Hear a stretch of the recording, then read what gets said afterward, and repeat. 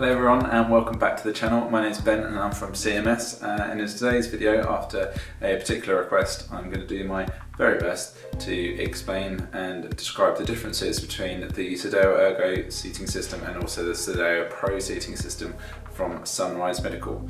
The two chairs that I have with me to demonstrate this are the Q700 F with the SEDEO Pro seating system on it and the Q700 M which has the SEDEO Ergo seating system on it.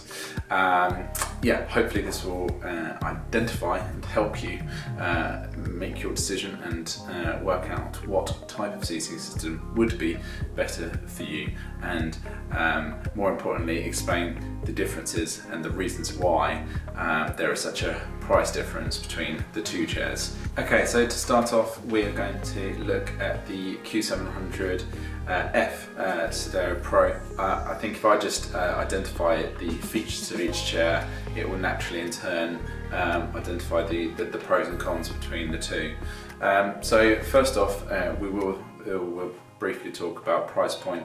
The price point of the SEDEO Pro seating starts at £7,000. Bizarrely, and I'm not entirely sure why, the £7,000 mark is for the mid-wheel drive chair, and the front and the rear wheel drive actually start at £7,400. No idea. I don't think there's a particular reason for it, to be honest. And I would also say that the mid-wheel drive is actually slightly more complex on terms of chassis and seat base. So arguably you'd say that would be more expensive. The actual seating itself derived from Handicare and their SEDEO seating. That was their name that they brought across, and when Sunrise Medical bought the powered element of Handicare, they also obviously brought across their seating system. The benefit of the seating system was that it was very, very intuitive, extremely adjustable, and sleek in its appearance as well. So what Sunrise Medical did was take all the positives and transform it into rename it the SEDEO Pro. Not much of a difference of name, but they've now brought it onto the entire Q range from the I say the entire, that's incorrect. So from the sort of the 300 and 400, they have the SEDEO Lite, but it's still the same sort of similar characteristics that you'll see on the 500 and 700 Pro seating. I think one of the biggest benefits I find with the Pro seating is actually in the backrest itself. I will be hopefully showing you a few clips now of the backrest itself. When we're looking at controlling the lumbar and so upper lateral support, rather than building or adding lateral pads to the chair, what we have in the SEDEO Pro is that we have a active, and you can have a passive and contoured seat or backrest cushion. Sorry. Now lots of suppliers have a contoured backrest cushion. This is nothing new. However, what the SEDEO Pro seating allows you to do is actually adjust those contours so that if I needed a particular support on one side, I can loosen up and adjust one side of the contouring if need be. The one that I'm showing you here has they call it an active contour, which means basically there is still free movement for the shoulders, so there's no restriction there. There is a passive version which the contouring goes up the entire length, but you'll see that the wings are quite low down and sort of would tuck underneath the armpits, which is where you would imagine a standard sort of swing away lateral support would be. But having that ability to adjust the contouring is hugely beneficial, and to keep it into the cushion rather than adding something on again is fantastic. Not only that, but the actual pad, if you were to look at an equivalent swing away lateral pad, that will be a lot smaller surface area, which means that there is a high amount of pressure on one certain point of the back, whereas on the SEDEO Pro and the active contour backrest, you've got a really long pad distributing a huge amount of pressure and making it a lot more of a comfortable support rather than a digging sensation that you may find on some of the other swing away laterals. Not only that, but obviously it comes in different depth of contour, so you don't have to have as deep as what I'm demonstrating here, but the backrest cushion itself is also tension adjustable. So it just gives us the ability, rather than going for something extreme in terms of moulded backrest, this gives us the ability to adapt and accommodate some backrest shapes without having to go to something that is a lot more modular, a lot more moulded and specific. You've got the adjustment to tweak in terms of longevity. If someone started in a standard sort of configuration, the adjustments available as time goes on and as conditions change, you've got a lot more flexibility there. Moving down to the seat base as well, we've also got plenty of depth adjustment, and also the actual additions, so abductor pads or hip aligners that you want to add on there. They're varying in sizes as well as being able to adjust them and run them along the side channel. Gives you a huge amount of scope. The base seat height is also slightly different to the SEDEO Ergo because of what's going on underneath the SEDEO Ergo, which I'll explain later.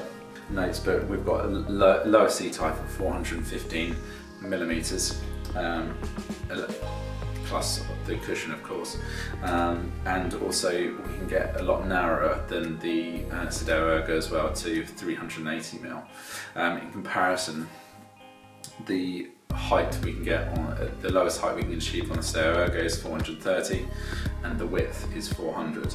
So yeah, still some considerations, especially if you are of a particular size or the requirements for a lower seat height is of importance. The last thing to sort of say about the Pro seating before I go on to the Ergo, because there is the Ergo, naturally there's a lot more involved there, is the controller. The controller is as standard, although you get the 120 amp power module as standard. The controller itself is the VR2, so the LED screen rather than the LCD full colours screen. But apart from that, that is the Pro seating. But yeah, like I said, extremely adjustable, very versatile, and fantastic for longevity and making those adjustments as time goes on. Okay, so now moving on to the SEDEO Ergo. Like I mentioned before, the SEDEO Ergo seating system is being demonstrated on my Q700 M. The first thing everyone seems to notice, understandably, is the price point. The starting price of the SEDEO Ergo seating system is £14,000 on the 700 series, exactly double the amount from the Pro. There are reasons for this, obviously. In terms of aesthetics, you will notice differences in how it looks. To some it might seem quite subtle, others fairly obvious, but the biggest differences and benefits you receive from the Ergo is how the biomechanics, so how the actuators and the movement of the chair are aligned with one another. They say that it follows the natural movement of the body, and I'll do my best to try and explain exactly what they mean by that. Other pros that the Ergo has is both the memory functions and also the see-me drive capability.